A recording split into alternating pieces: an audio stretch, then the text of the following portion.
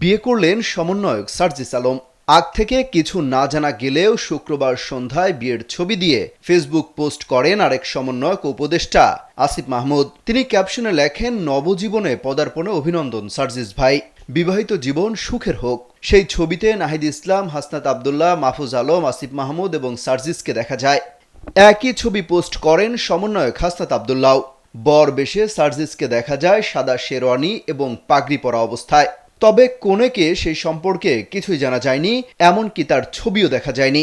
বিয়ের এই আয়োজন তার গ্রামের বাড়ি নাকি ঢাকায়, সে সম্পর্কেও কিছু জানা যায়নি এখনো। শেখ হাসিনা সরকার পতনের অন্যতম নায়ক ছিলেন এই সমন্বয়করা। তাদের মধ্যে অন্যতম সার্জিস আলম।